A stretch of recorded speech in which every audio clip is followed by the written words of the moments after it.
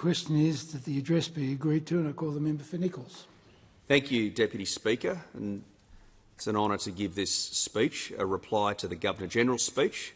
And I'd just like to thank Her Excellency for not only her service to our nation, but the way she very graciously hosted many of the family members of parliamentarians last week at Government House, including my children. And they were thrilled to have Her Excellency sign copies of their constitutions.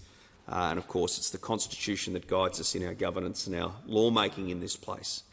So the Governor-General's speech was prepared by the government of the day and read by the Governor-General. And of course, there are different narratives of policy and ideology that come to this place through the different parties and the different people who our constituents send here to represent them. And those ideas are about the best way to move our country forward.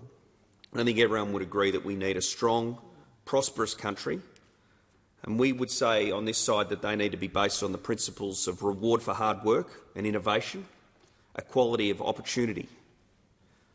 And I see policy areas where we seem to be in managed decline, and it is imperative that we have a strong opposition and create that alternative vision for the nation.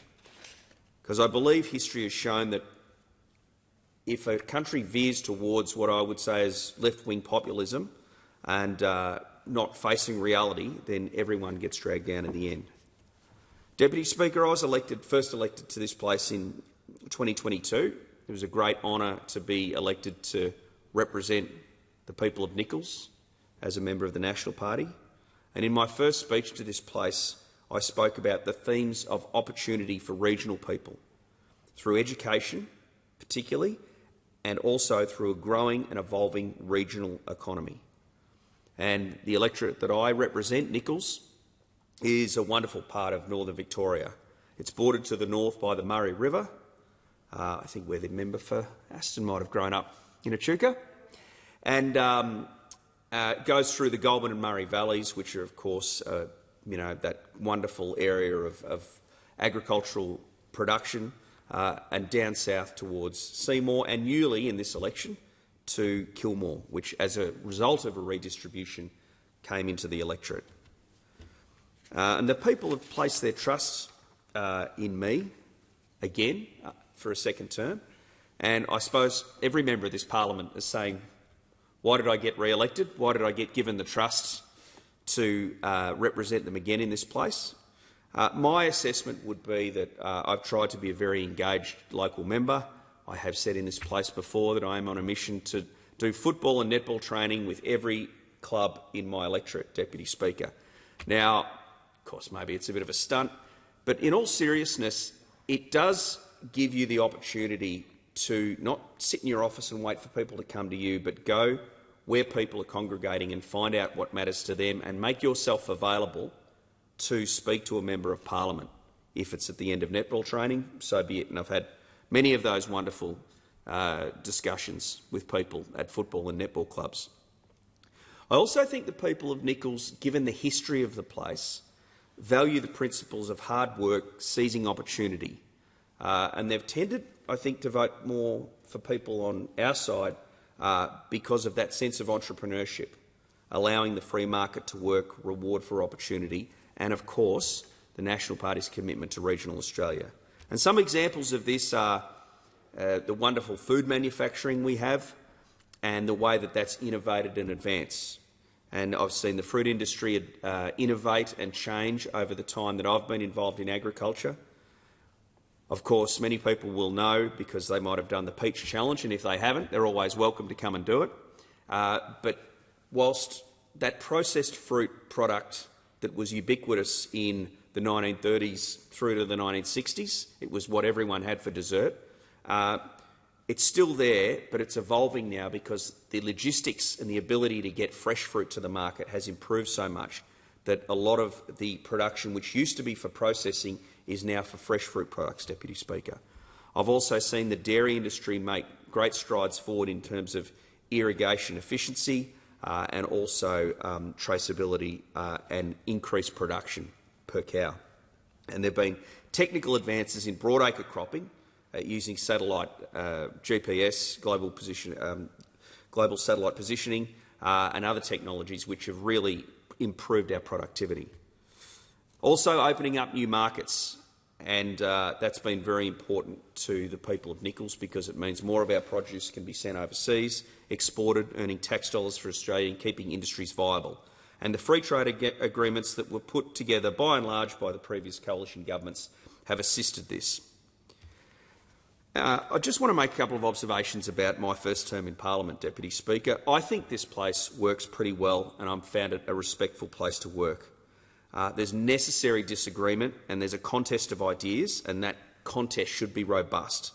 But I don't think it's a disrespectful environment, and some people in this place and some members, sometimes I think of the crossbench, whose narrative is that the parties of government system is broken and therefore they've got to come in and solve it. I haven't found that at all. I think parties of government are critical to the way our democracy works. And I've valued the relationships I've made in this place, including with those opposite, and it gives you a better understanding of the diversity of Australia. And I encourage all the new members to do that. Reach out, find out people who are representing other parts of Australia, what matters to them, because you can come into this place with blinkers. Now, as far as the Albanese government's concerned, and I've spent a lot of the last term criticising the Albanese government, I think it's a government that's excellent at campaigning. But as some of us have said, we'd like to see them a bit better at governing. And there's some examples of that. But not to be churlish, I do want to mention some positive actions of the Albanese government, which we've supported because we thought they were positive. And I think that the establishment of a National Anti-Corruption Commission and some reform around aged care and the way it's funded has been positive. But I still think there needs to be work on aged care regulation and how that affects regional aged care facilities.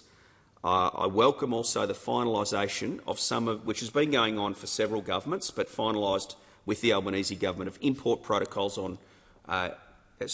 protocols for Australian agricultural products to China and the lifting of some tariffs.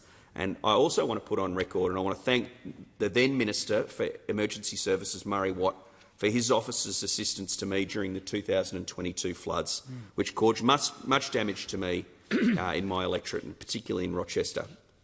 Rochester is now part of the electorate of Bendigo, and I congratulate the member for Bendigo for retaining her seat, but I might make the point that there was a 10% swing towards the Nationals and we nearly got it.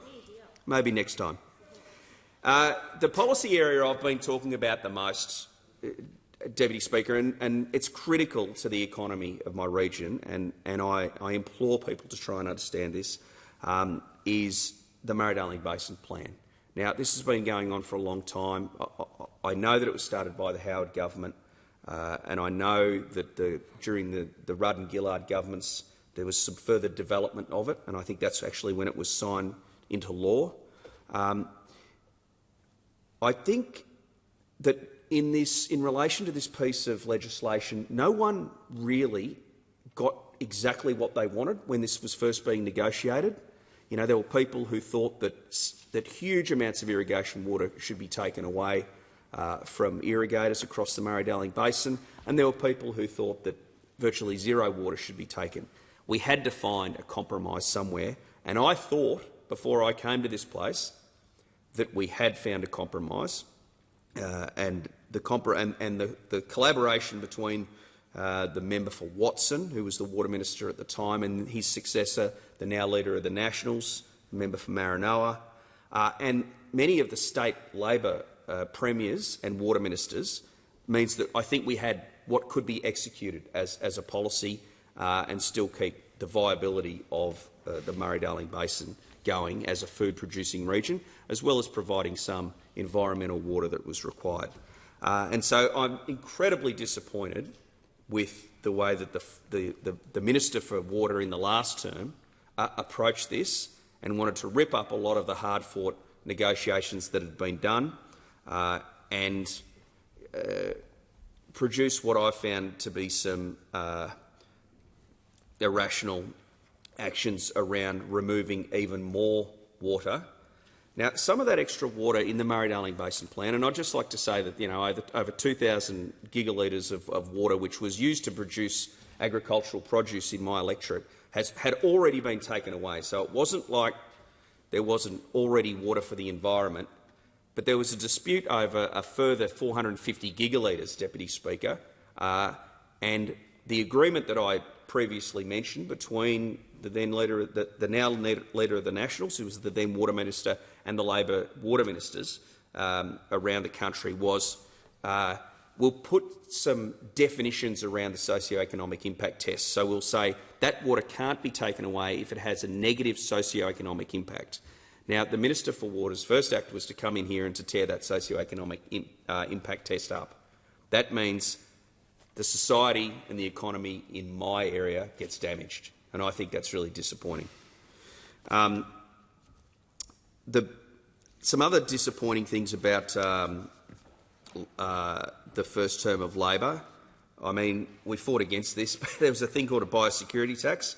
It was a bit of a regrettable on then off again distraction for the parliament when the government decided, or somebody in the government decided it would be a good idea for them to impose a levy, so a cost to businesses, to pay for the biosecurity arrangements of the overseas producers who would then import food into the country to compete with them. Now, there was nothing level about that playing field, Deputy Speaker. It was about as level as the pitch at Lord's. After significant lobbying and opposition from the Nationals, though, someone saw sense and withdrew the bill. But it indicates, I think, an attitude that business is a mechanism to tax rather than a creator of wealth and employment and opportunity, and I hope that changes. And we've still got some concerns, Deputy Speaker, about the biosecurity in relation to US beef imports. I think there seems to be some confusion among the government about whether the biosecurity is the #1 concern or it's a political fix with the United States is the #1 concern. I hope that gets resolved, but Australia's biosecurity cannot be compromised in any way, shape or form. Issues of traceability from beef coming in from the US, but particularly those neighbouring countries where some beef might come in from Mexico or Canada, is critical. Now, I hope Australians, obviously we've got to get the biosecurity right, but I hope the Australians continue to opt for the great value and the great tasting Australian beef, whether it be the Angus cattle my friend Ross Reed breeds and feeds on pasture at his farm near Tatura, or the Scotch fillet that my friend the member for Gippsland favours at this new haunt that he's found called the Kingo. It's a lot better than the American stuff. Live export was an issue I wasn't an expert in before coming into Parliament, Deputy Speaker. It's been of late it's been primarily a Western Australian issue. But after visiting Western Australia as part of the Backbench Committee, I understood the importance of live export to the ag industry over there. I then understood the potential impact of a ban on eastern state prices, and I think we're going to see that. It was also made very clear the impracticality of the sort of just more abattoirs in WA approach. And many people, including a vet who actually grew up in my region but lives in Fremantle now, called Holly Ludeman, explained to me the significant improvements in animal welfare standards to the point where they had actually, when a ship was spent some time out in the Indian Ocean but was forced to come back due to some security issues near Yemen, and they disembarked all the sheep, they'd actually found to have gained weight. I'd like to see the Albanese government focus a bit more on regional infrastructure. The roads are appalling in Victoria, and I know that's mostly as a result of neglect from the state government, but we've all got to put pressure on state governments to make sure that we maintain our road network. It's not just annoying for passenger car drivers, Deputy Speaker. It's a critical problem for businesses because they're telling me that the machinery that's getting damaged on our roads and when they hit potholes is significant. And I also, part of the reason I wanted to come to Parliament and what I'd seen in my community and run as a National Party candidate is because of the focus on infrastructure in regional areas that the Nationals had put forward, whether it be art museums, whether it be sporting facilities, or really big game-changing pieces of infrastructure like the Echuca-Moama Bridge. Just make a few comments on energy. It seems to be a big issue around the parliament at the moment. And the debate about climate change can be frustrating. It can be so binary in this place. I think a couple of principles. Firstly, we need affordable, reliable power. It is the economy and it underpins the wealth and jobs we have here in Australia. And if we do not manage the energy grid properly and the prices continue to skyrocket, as I fear they will, then the industries don't just close down altogether and the emissions are gone, and I know that there are some activists who think that would be a good thing. The industries just move offshore. So, yes, Australia loses the emissions and we lose all the economic activity. So that's really critical. We want to reduce emissions, and we want to be part of a global effort that the large emitters contribute to. And we don't want to damage our environment for renewables in inappropriate places. And there's a bit of that happening in my electorate and a lot of it happening in some of my colleagues' electorates. I think we need a range of technologies to help us get there, to whatever our emissions reduction targets are. They've got to be realistic. I think that might be solar and wind, but only in the right location and only if it's viable. I think there's going to need to be a significant increase in gas exploration to supply industry, and I honestly believe that nuclear will have a part to play in the mix and that we should lift the moratorium sooner rather than later. Yeah. Deputy Speaker, this all leads me to make this point. There's a concept in Australia at the moment where we ban things in Australia only to have them expanded or replicated overseas. Interesting. But with less regulation, so that the damage in other parts of the world is worse. So energy transition. We sell our coal, gas and other minerals, including uranium, but we ban them from being used in our own country. We ban live export of sheep. So the demand doesn't reduce for live sheep, particularly in the Middle Eastern countries, but it's taken over by countries like Sudan and South Africa who don't have anywhere near the animal welfare standards that we have. We ban hardwood timber, but then when we need hardwood timber, we import it from New Zealand or we import it from Indonesia. The concept is that global demand doesn't shift. In many cases, our demand doesn't shift, but through regulation, which governments, such as the Albanese government, seem to be, that sort of obsession with, we lock ourselves out of the economic opportunities for our own people, and also the fact that we will do some of these necessary things, like provide food for people, provide hardwood timber and provide energy, but we'll do it in a better way. Just a couple of, just finally, Deputy Speaker, there's been a lot of commentary on both sides around the social cohesion, and I think we understand that's not going in the right direction in Australia. Some things I'm seeing disturb me greatly. I'd just like to point out something that I said in my maiden speech. And I said that Nichols, the electorate of Nichols, is, I believe, one of the most successful examples of multiculturalism in the world. People from all over the world have made their way to this region, often coming with nothing, and they've made extraordinary businesses and extraordinary lives, generations. And my observation as a member of this community is that we seem to do better when we celebrate each other's cultural identity. That's important to do. But moreover, the bigger thing is that we embrace each other's humanity. And that humanity is a stronger bond between us than any divisions that attempt to be amplified by race, gender, sexual orientation or religious view. I suppose that's that ideology about identity or all coming together and striving for a similar goal. And that similar goal is Australia, where everyone has an opportunity and we look after everyone to get ahead. But the rewards for hard work are there, and that no one's locked out of aspiring towards those rewards if they're prepared to work, if they're prepared to access the education that's on offer, if they're prepared to take a risk, if they're prepared to become part of what has become one of the great societies in the history of the world. It's going to be an interesting term for us. Obviously, there's less numbers on this side. We'll be a strong opposition. I wish everyone all the best this term for a spirited debate, and hopefully we can move Australia forward. Thank you, Deputy Speaker. Yeah.